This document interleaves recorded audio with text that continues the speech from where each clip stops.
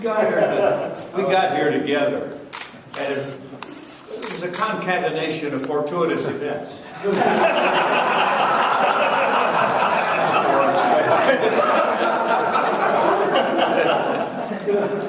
Study Latin.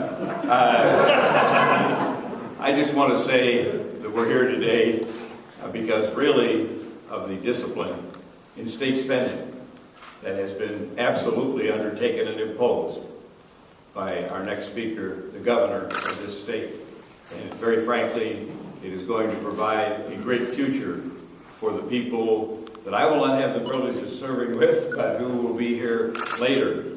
And it's important that we understand what that discipline involves, how many sacrifices this governor has gone through, but more importantly, the success that has been achieved in that regard.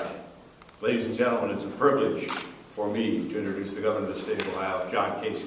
All right, Bill's just sweet on me because we're going to Medina.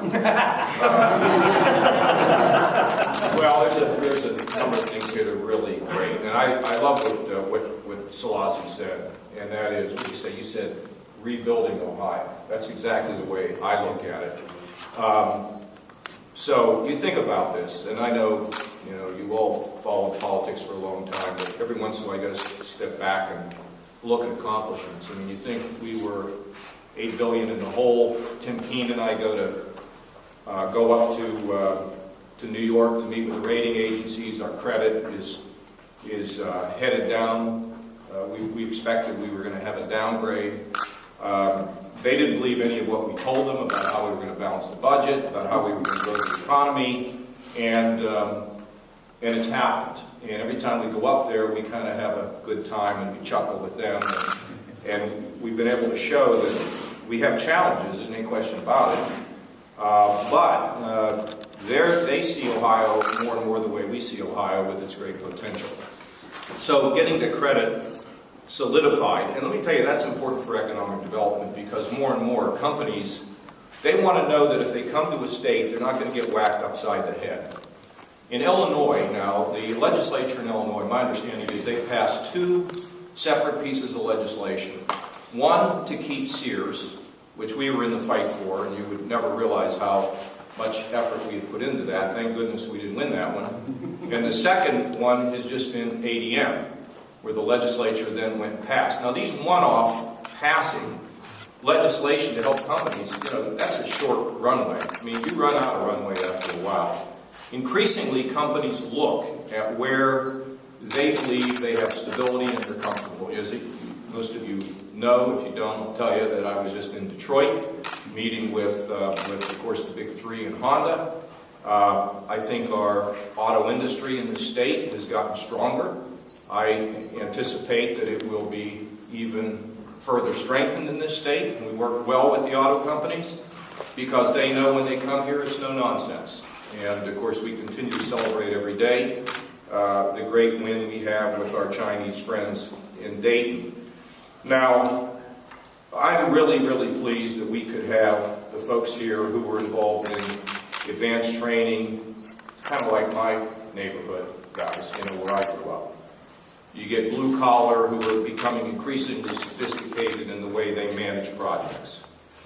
Pat Sink and I have had a great partnership in terms of the energy companies.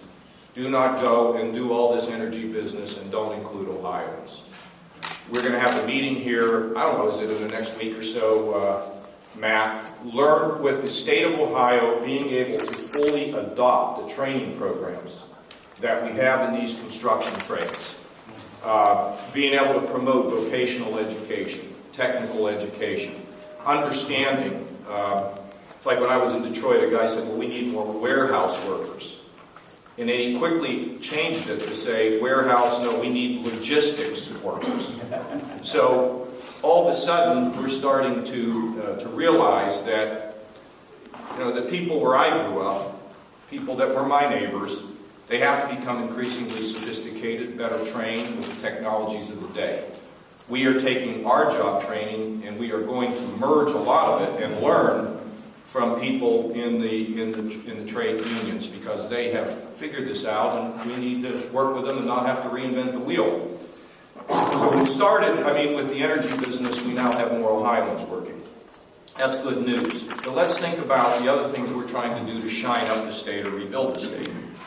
So you all remember when we wanted to extract value from the turnpike. I could hear a collective